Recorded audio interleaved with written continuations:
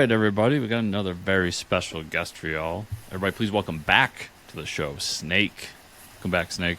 Hello. All Hey, right. thanks for being here.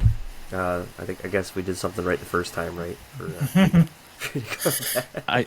I don't know if I said this the first time, and I hope this isn't offensive, but whenever I see you pop up or like we talk, I just think of Metal Gear Solid. It's like I'm, Snake, I'm, I'm, I'm, Snake. I'm very glad about that. That is exactly where that name came from. Exactly. But if you really want to know, I was doing like a trial shift at Wagamama's, and there was another Scott. My real name's Scott. And there Yeah, was another Scott.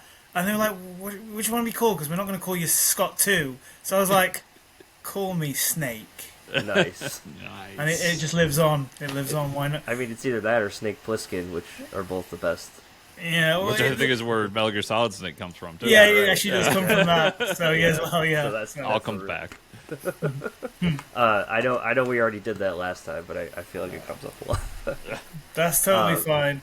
It certainly doesn't make your name hard to forget for comic Well, writing and stuff. see, this Yeah. is there was intention behind it. You know, Yeah. you're gonna forget Scott. You're not gonna Right. forget Snake. Exactly. Yeah.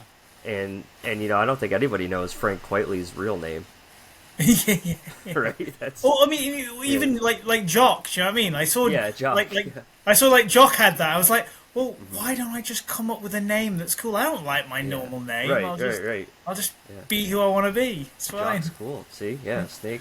I always, obviously, everybody out here should know what I'm about to say, but I always think of Chip Zdarsky. Like, that's not his real name. We all know it. Yeah. I think he's revealed it before, but it's like, Yeah. it's such a perfect name. You'll never forget it. Yeah, Yeah. it's got a Z. Come on. Yeah. It's like, yeah. But well, thanks for coming back, Snake. No Pretty worries. cool here that you have a another book out right now on Drive Through Comics and Comixology, so easily accessible for a lot of people. Called Grinding Against the Morrow, #1. So it seems like it's fit for the fall Halloween season. It's could be on a spookier side maybe, to say that, but can you give us the rundown of what the book is? Yeah, so it's sort of a slice of life kind of drama, I guess, Okay. really. It's set in Halloween, you know, where all the ghouls come out, but like it's about a homeless ex-junkie, Muslim, and she's trying to survive she's trying to get out of this sorry. Am I allowed to You swear? can swear. Oh, yeah, Yeah, fuck oh, it. She's trying to. Okay, cool. She's trying to get out of this fucking horrible town. Which I don't know about you, but this my own experience. I grew up in a small, horrible, little shitty town, so a lot of my experience went into this comic. And she's trying to get out, and then unfortunately, due to certain circumstances of her saving a fellow homeless person, she gets sucked into a night of survival. However, her aggressors, who are after her, these sort of like corrupt cops, just horrible, basically residents, but also this bunch of malviolent youths who are dressed up in sort of horror masks come after her. But the one thing they don't know is the one sort of skill set that she has is she can do really awesome parkour free running. So she's like a ninja, and she's able to escape. So with this comic, I kind of a big reference for me was Rick Remender's A Righteous Thirst for Vengeance. I'm not really normally into his comics, but that one really resonated with me. Just the idea that it's panel to panel action, and it's told via the panels rather than the text. And I wanted to. Normally, a lot of my comics have a lot of text in.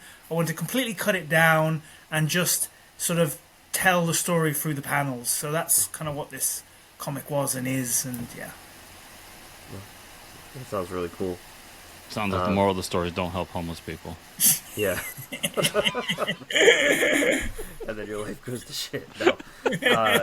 I was gonna ask, do you put does you said there's a couple, like maybe there's a couple things that were some experiences of your own, but do you do parkour? Is that No, but with my mates we sit and we put drum and bass on and we like watch a lot of parkour. Hell yeah, that's awesome. We just like watching. It was just me marrying two kind of my interests together. Like, kind of interested in people being homeless and the idea of that and having to survive on the streets and things like Right. that. And then also I'm really into parkour, and I just thought I'd put the two together kind of thing. Yeah. And then and it was also like the sort of the beginning of it was I wanted to kind of get a bigger audience, to kind of I wanted to connect with my readers and my audience. And so the original idea for this was to write something that could be put on webtoons, global comics, tapas, get sort of like a digital presence going. And obviously I did that, but then I also managed to get published. So people, they can buy the comic. It's only like £1.79 on Amazon or on Drive-Thru Comics, and it's going to be added to various other sort of digital platforms as well. But also, it's free on those free platforms without color. If you want it in color, you pay that tiny little bit of money, and then you can get it in color, which I think is awesome and excellent. The color, but I've also put it out. I put out episodes, like 5-page comics sort of episodes each month on those platforms, and without the color, it's black and white, but you can read it for free. So yeah. For our mostly American audience, that's $2.99. Cost. There you go. There you go. Yeah. Pounds? What is it? Want to get carry gold coins around or something? Yeah, that's awesome. Yeah. But sorry as well. Yeah, actually, what I should mention as well is obviously it's on digital comics. It's on digital platforms for just the single issues coming out, because it's a 4-issue miniseries. But once they're all finished, a graphic novel will be coming out, which will be digital and be printed. So yeah, That's great. Awesome. That Are we answers my looking at a question. monthly schedule for that? For the digital ones, at least. My publisher kind of hasn't really given me. He's given me free reign with it. So it's kind of, he's just basically said, whenever you're done with them, we'll put them out. I mean, I'm nearly done issue 2 basically. It's got 2-3 pages left just to color. And I'm probably going to finish the whole series round about maybe June next year. So the graphic novel will come out next year. But as I said, and sort of black and white issues come out every month on the 7th of every month. So Okay. That's Very awesome. nice. And Mercosia, it's Mercosia, Yeah. right? That's Yeah. the publisher. I think we've dealt with them before, but they're not a very well-known publisher. What about them attracted you? well, I was putting obviously comic. I was putting my comic out there, kind of thing, to different publishers. I mean, my dream would be Image, but we're yet to get there. Yeah. This is ongoing. This is an ongoing dream. But it was kind of it's like an independent British publisher. He was quite frank and honest with me. I kind of like that about just because I've interacted with a lot of different publishers. One went bankrupt. One was a nightmare. Asked me to sort of hand in the comic just randomly, when he hand in all the covers randomly when I thought I had 2 months, and I checked my emails and there was nothing about that in there. He just forgot to tell me. I don't know how these people I don't know how these people can. And I won't. Obviously, I'm not going to say the publisher. It's a small that's independent one, but do you know what I mean? Right. So I've had all these problems, and Harry from Marcosia, the publisher, he's just nice and honest, and I kind of want that more. I had the same problem with my artist. Mauro DeFalco isn't my first artist. The first artist was a lot more stylized, so it would have been a kind of a different kind of comic maybe, but I gave him a deadline for the pages to come in, the first couple of pages, and I didn't hear anything for 2 weeks. And I can't live like that. That's insane to me. Yeah. I thought he'd taken my money, and then 2 weeks later he just comes back to me and is like, "Here you go, some pages." I'm like, no. I'm I wish you all the best, and I don't wish you any negativity or anything like that. And there's no problem between us. but I think I need to end this. I can't do this. And then it worked out, serendipitous. It worked out, and I got the right You didn't artist. want to. You didn't want to throw your money into a black hole and just wait around for 2 weeks and see if something happens. Well, I feel for artists because they spend so much time drawing the book, For and sure. I would like to dispel that feeling that's out there on the line that the artist spends the most time with the book. They don't. Like, but anyways, I know they spend a lot of time drawing it and everything. But you're being paid to do a job, people. Like, Yeah. do the job and do. These are the deadlines you have to hit. And Right. if you want to make it further, like, if that person would have done a great job for you and the book came out great, you would have recommended them out to the next person and all that. Like, you give them an opportunity to do it, especially if you're getting paid. Yeah. And it's just like, even if like there's delays, it's fair enough, but just talk to me. That's all I want, Well, you know. I think the crazy thing is, Snake, you said, the dream is to go to Image, right?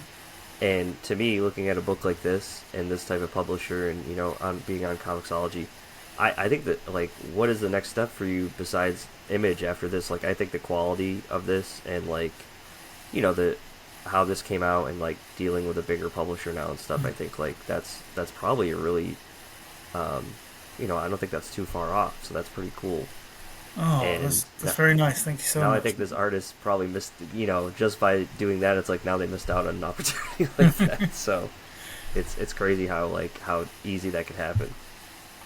But, Yeah, I mean, it's funny as well because, to be honest, like, I mean, obviously, me and Morrow, we have a really good working relationship. It's been Yeah. really easy and really good to kind of work with him. Just sometimes, like, for instance, some pages, I mean, we're going through a section at the minute which is kind of difficult, so I'm having to go back and forth with him a little bit because, it's all the artists have a lot of different other concerns and stuff. But there was one bit in the comic, like a couple of episodes previously, just sent me pages and I'm like, yeah, they're perfect. Yeah, you did it. That's great. It's just like, you completely captured. I don't even need to, you don't have to do No a back notes. and forth of, just Yeah. clean this up here. No, yeah, perfect. I think the only thing better than that is when they come back and it's better than what you had in your head. This is what I said. So this is why I do comics. This is why I do comics, because there's nothing better than that. That's the greatest Right. feeling ever when they're like they've surpassed what you had, Right. Yeah. because that's like pure synergy and pure perfect collaboration, isn't it? Yeah. Yes. Yeah, it's awesome.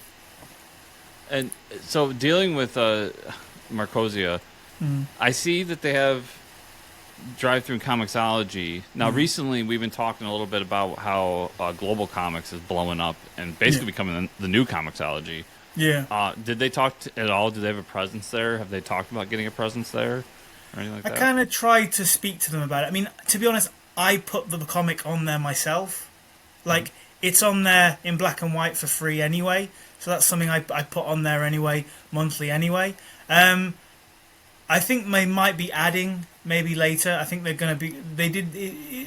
The publisher did tell me that he was adding further things on there, but for now it's just those things, just drive-through comics and Comixology. But I did mention, why don't you just put it on there, fully coloured as well, but your own pay scale of whatever you want. Yeah, so I don't know. Yeah, and I was going back through their books to remember what creator we had on here that worked with them, and it was a fantasy title called Immortalist. Okay. I don't know if you remember that, Mike. Yep. But anyways, I say that just to say I was going through their stuff and I'm like, holy crap, they have a lot of books. So they have an instant library they could throw on there, like, and just be a big presence immediately. Yeah. Especially for a smaller publisher. Like this rivals, some of the bigger, top 10 publishers like Boom and IDW's library. So it's crazy. Yeah, it's a lot of books. I mean, I've been applying to them for a while, and it was just quite nice to sort of, because the last comic I was on with you guys, I mean, that's kind of dead in the water now, just because the publisher went bankrupt, Right. and so it was quite nice to have this publisher where they've been going for like 20 years, so I knew, it Right. was solid It's and it's established, okay. yeah. Yeah, I mean, they're not Boom or anything. They're not that well established as in like out there. They're a smaller one in terms of that, but they're not going to go bankrupt anytime soon as such. So Right. Yeah. And when that happens, did you, in the contract language or with the bankruptcy and everything, do you have the rights to that book that you had published by them? Yeah, that's the one thing I always ask to keep is like I have the IP and the rights. I mean, it's just kind of sitting here now. So I'm going to a festival, like the biggest, like independent UK festival called Thought Bubble. I want to go there so bad. Yeah. That's Yeah. like one of my top need to get to one day. Yeah, it's awesome. It's good. I went last year. Now I've got a table there. So I'm as I said, I'm sort of selling those comics there now. Both my published one and the ones that aren't published that are just mine. So I'm going to be selling that there. So we'll see. But yeah, there's a couple of comics that I've made and no publishers want them, and so they're kind of just sitting there, and it's kind of a bit heartbreaking. But I've got further issues I want to do, Right. but there's no point in doing those further issues if they're not going to be published anyway. So I put them on the side and left them. Is what No, it if is. I've learned anything though, none of those are dead. As soon as one hits and like people, you have a name that people want, they're Yeah. gonna ask what else you got, Yeah. Yeah. and then you're gonna be like, well, I have all of these to present to you. I know. I think we've seen it with some of the people we've had on the show, Chris, like that have had books that are like, oh yeah, they've all established or got them kickstarted, and now like a publisher later is coming out and publishing them individual issues now and stuff. I always think back at, I know this publisher has since gone bankrupt, and that was a Right. whole fiasco too, but I think about Colin Bunn with Yep. Aftershock. Uh-huh. And he literally told us that he had a book of pitches, and it was like the book of pitches that were his wackiest, like nobody will ever publish these pitches. Yeah. And Aftershock came along and was just like, we want the stuff that like nobody else will do. So he's like, well, here's my wacky, nobody will publish this book. And they picked like 3 out, and that was Dark Arc and a few of the other ones he did for Yeah, Aftershock. right. Like, so Good stuff. Yeah. that's a little bit higher end example of that. But yeah, we've seen over time, like, yeah, people at like smaller creators become big, and then all of a sudden their stuff blows up, and they had stuff lying around that they were able to. That's why you see some people that put out like 8 books in a month. And you're like, how are they doing this? It's because they were already made. Like, Yeah. it was a long time ago, and now they're popular. So why not put it out? I mean, as well, the simple case is they are my portfolio as well now. So it's quite nice to have this book, and you go, well, I can do this, and I can do this, Right. and this. Exactly. It's sort of because I don't know, like some people really like to stick to one genre. Like I don't know, James Tynan, he wants to just do horror, and that's fair enough and stuff. Like he can do that. But I do like swapping around. Like I like horror. I'm just coming up with my favorite thing at the minute, listening to music wise, listening to genre wise, is like cyberpunk. I love cyberpunk, and I could never come up with an idea, but I've just found an idea. So I've got my cyberpunk thing, I've got my horror thing, I've got my fantasy thing, I've got my social realist slice of life thing, I've got my my biopic, my fantasy biopic epic kind of thing. So I don't want to be Aaron Sorkin who just does the same, even though it's good. Right. It's just the same thing. Yeah. I mean, not his films, but his TV shows are kind of the same thing every time. I really want to kind of change it up, and that's how you push yourself. I think. Yeah. No, I agree. Yeah. I think And that's, awesome. for me, the true test of a talent, because you think of one of my favorite writers, creative teams, is Ed Brubaker, Sean Phillips. They do one thing. Absolutely. I fucking love them, but they do one thing. Yeah. But then you think we brought up the man before, but then I bring up one of my most favorite current creators, Chip Zdarsky, and the dude just doesn't know how to do one thing. Jeff Lemire, right? Jeff Lemire is doing crazy Yeah, stuff. Jeff. Like there's a lot of great creators out there that do that. So yeah, it's a cool thing. And then then you think about like Jim Zub, who only does fantasy, but he does it so good. Like, we're all cool with it. But Yep. I messaged Jim actually because he's going to be at Thought Bubble. He was really nice. I sent him a comic and he was like, I haven't got time right now, but maybe I'll see you at the festival and we'll have a chat. It was, Oh wow, that's cool. yeah, he's a sweetheart. Yeah. But I totally agree with like Ed Brubaker and Sean Phillips. It's like just okay. So that's the reverse of what I just said, because actually, just keep doing noir because you're so good. Yeah. Well, because There's some creators who I'm like, you're fine in your lane. Like You're great at it, and I love it, and keep doing it. And there's others where I'm like, Chip could make me read. He made me read a fucking romance book recently. Like, I don't like romance, but I like Chip, so let's do it. Yeah. Like, you But I never think, know. and I think to have that, you got to be really good, like those books are, right? Yes. To get, yeah. Yeah. But I'm kind of a bit weird with Jeff Lemire. So like, I like him, but I think that some of his books aren't as good as, like, for instance, I think Jeff Lemire, you cannot touch indie flick wise. Like, Essex County is perfect in my opinion. Whereas if you kind of look at like Sweet Tooth, Yeah. the post-apocalyptic thing, Right. in my humble opinion, it's been done better. Right. Like The Road, the comic, Walking Dead, Why the Last Man. Sometimes I think in certain genres he does better than others. Mm-hmm. Yeah. But I know my opinion isn't the mainstream for like in Sweet. I do see that with some stuff. I mean, some stuff stronger than the others.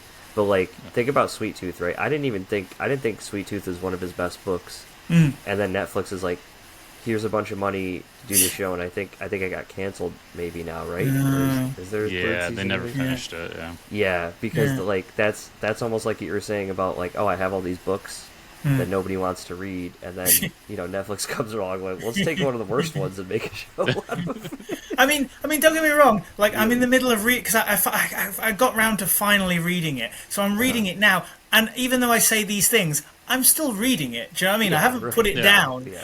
It's just, Yeah. I just think like Walking Dead and like Why the Last Man I agree with you. They're better. I do love Sweet Tooth though. Yeah. Okay. Definitely, yeah. But I do agree with you. Yeah, they are. Yeah. But yeah, I've completely lost what I was going to say. But yeah, go ahead. No, that's fine. Yeah. No, it's all right. We're getting into a heated comic discussion right now. We have actually. Yeah, we completely Chris is like, veered off and just gone. Oh, I like this. Yeah. Yeah. No, I've been saving this, man, because I've been looking at all these.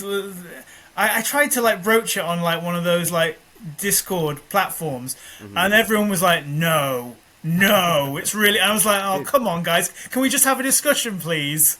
I remember.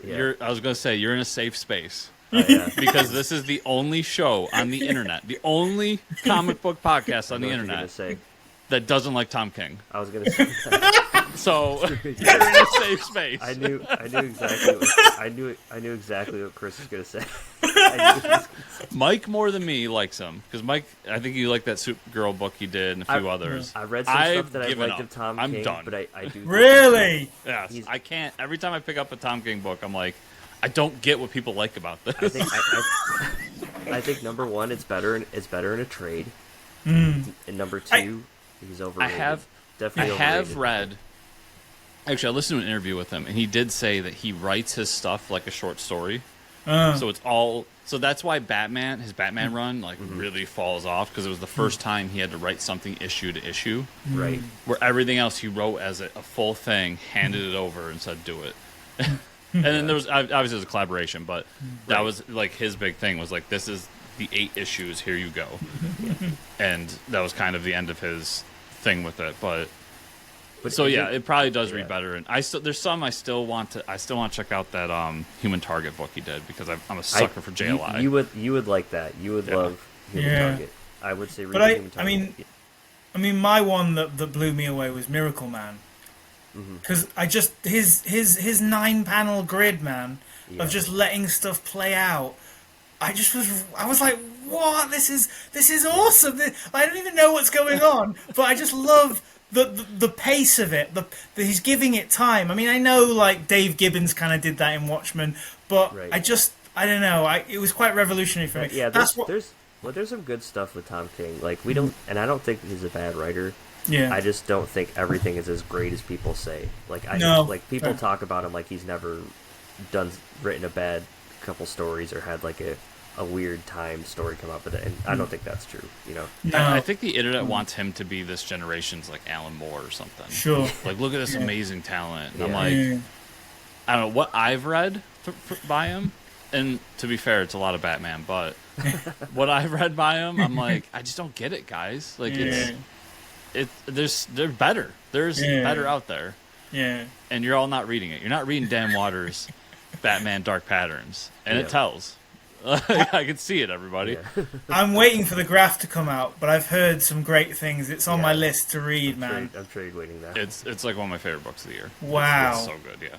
Because I only just kind of got into Dan Waters, so I'm just trying to go through bits and pieces. Like he did, is it Bitter Root? He did, I think or so. The Roots? Yeah.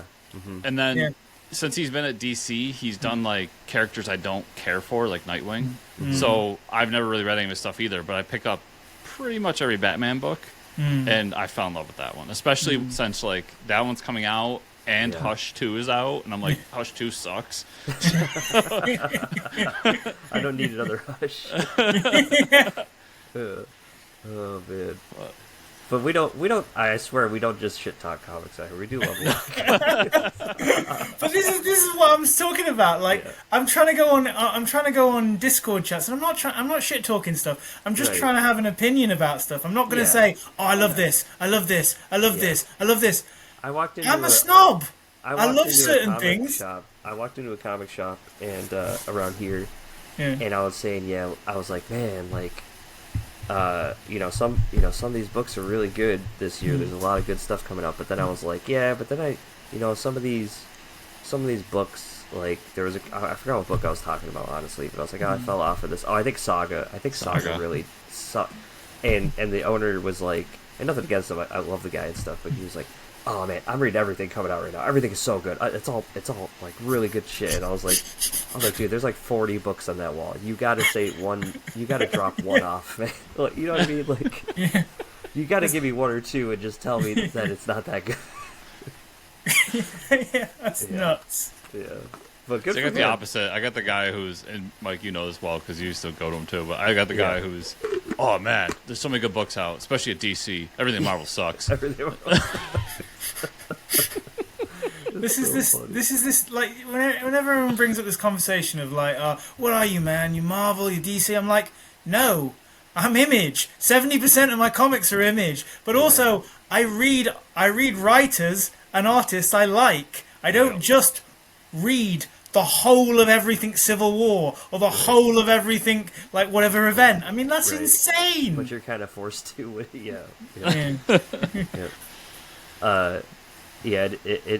It gets kind of annoying when the continuity is just a product of they want more money, not for the actual story. Which is kind of what's happened with the movies. With movies, I feel they've taken kind of like that work pattern of like releasing stuff, like they can just re-release Batman, and they've done it with movies, which they use the same thing from comics, and now they've just it's a money grabber, man. I don't know. As long as it's good. I mean, when it sucks, we're like, it's a money grab. When it's good, I'm like, oh fuck yeah, I love this. Oh, hell yeah. But I will say, what's not a money grabber is your book. I went on Amazon, and it's not that expensive, guys. $2.99, but I checked it out. You can actually look at a few of the pages. I think like 5 pages as a preview, and you can see the colors as opposed to the black and white on your webtoons. Pages look great, so I think that does elevate the story just that much more, and makes it like not. I think that really transitions it from a webtoon to a more professional comic, right? Would you say that? Yeah, I mean, the way it happened was Morrow did like a page, and I was like, I wasn't sure I could afford it, so I was like, we'll just do it in black and white because it's gritty and stuff, so that's fine. Right. And then he did a color page for me, like the first page, and I was like, that's really good. Yeah. I was like, and he got me. He kind of got me, and I was like, all right. And then especially when we said when Marcosia said they were publishing, I was like, we got to do this color. It's got to be in color. And the interesting thing as well is his partner. She's a really good artist as well. So we got her to do the covers. Once again, she trapped me again. She was like, I'll do you a cover. I'm going to do you a cover for free. And then when I saw that, I was like, all right, we're not using your covers, Morrow. We've got to use her cover. So, awesome. So yeah, it's been a nice little kind of creative team, like an in-house creative team. So yeah, That's awesome how that works. Yeah, I absolutely Yeah. love his style. Nice. It's very good, and it feels like something that I don't know how to say this without it being somewhat insulting, but like it doesn't feel like a Kickstarter book. It feels like something I could get at like Dark Horse or That's what I was saying, dude. you know. So start thinking of what you want to do for Image, Yeah. and get those Well- stories ready because they might call soon. Well, for this like competition called Negative Space, like a negative space comics competition, you write in with scripts, and like if you win, you get like tutoring. And I didn't win, but I came like third my script, and so I got to the guy who runs it. He also works at AWA. Oh yeah. And so he gave me like an hour's tutoring, and I was just like, what else should I be doing? And he was like, what you're doing is what you should. You make comics, and you're making Right. them. Like Yeah. I speak to people, and they haven't even made a comic yet. Yeah. You're making the comics, so just keep doing it. And I was like, oh, okay, great, yeah. Yeah, I'm very happy to do that. Yeah. Yep. There's the advice of the day to all the listeners out there: just go make comics. Just make Well- the comic. Yeah. What are you Well, looking yeah, for? because Yeah. I mean, I was late to doing it. I was like writing.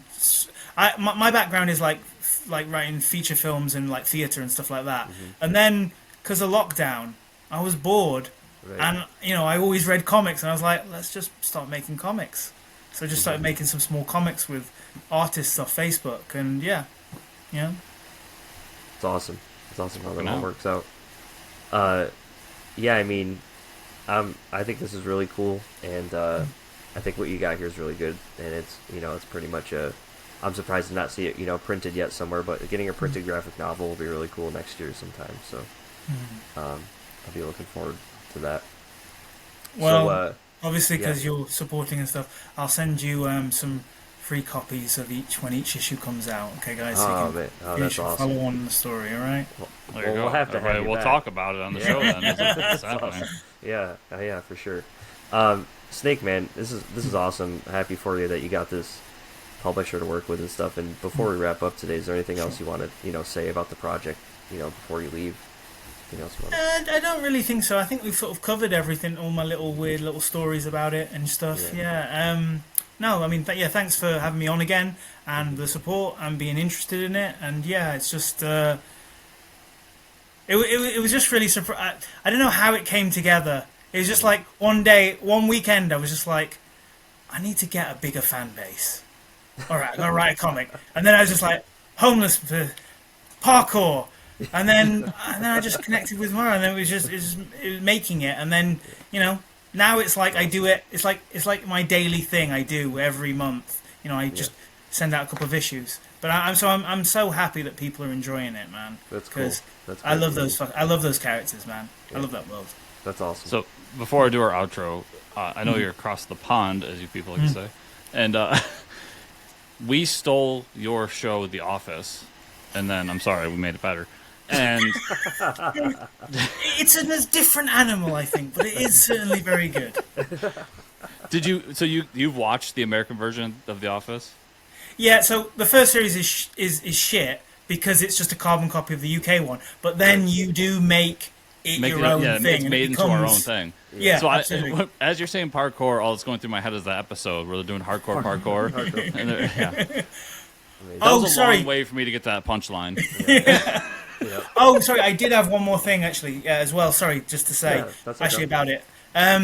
So yeah, I mean, with this comic, what I also wanted to do was one of my other interests. I do a lot of spoken word and poetry, and I go to like open mics, spit lyrics, blah blah blah, etc. etc.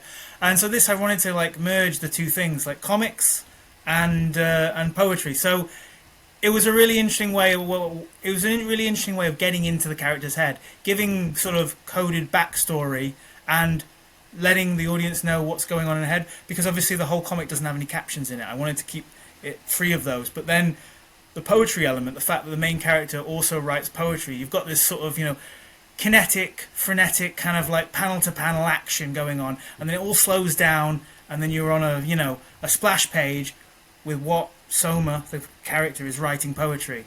So that was another element of the sort That's of awesome. comic as well. Yeah, that's really cool. Very cool.